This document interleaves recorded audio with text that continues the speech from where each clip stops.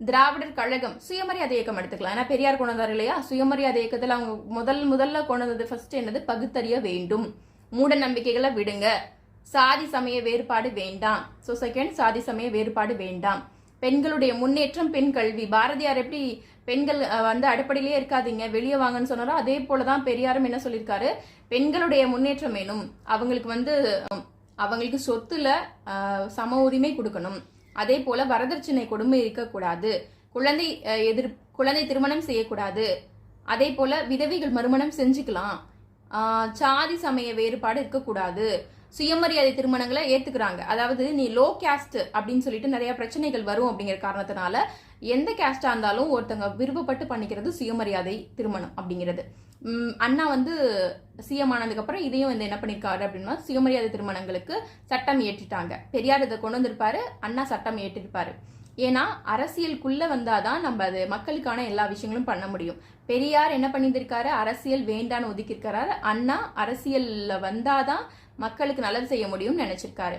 அப்ப இந்த மாதிரியான விஷயங்கள் சுயமரியாதை இயக்கம் பண்ணுது. ஓகேவா?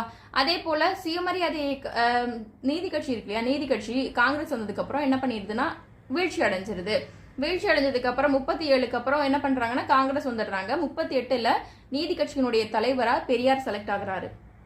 அதுக்கப்புறம் 1944 என்ன பண்றாங்கன்னா நீதி கட்சியோட பேரை பெரியார் திராவிடர் கழகம்னு மாத்துறாரு. ஓகேவா? ஸோ சேலம் மாநாடு அப்படிங்கிற இடத்துல அந்த மாநாட்டில் தான் மாத்துறாங்க.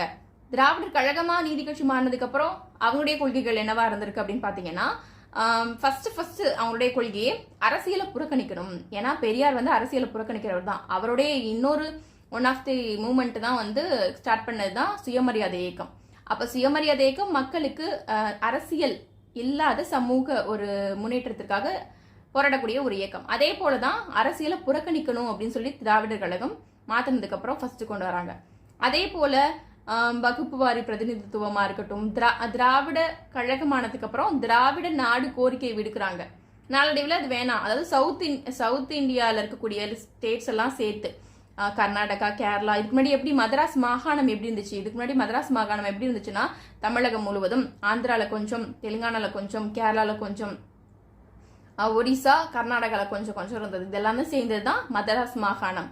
அப்ப அதெல்லாம் சேர்த்து ஒரு நாடா வேணும்னு சொல்லிட்டு திராவிடர் நாடுன்னு ஒரு கோரிக்கை விடுத்திருப்பாங்க. அதெல்லாமும் வேண்டான்னு நாளடைவில் விட்டுருப்பாங்க. அப்ப இந்த மாதிரியான கோரிக்கை விடுக்கிறாங்க. Second thing. ஸோ அதே போல சமூக முன்னேற்றம் வேணும், பாகுபாடு வேணாம், மக்களாட்சி உடைய முறையில வழி நடத்தணும்னு சொல்லிட்டு அண்ணா கேட்டிருப்பாரு. இதெல்லாம் திராவிடர் கழகம்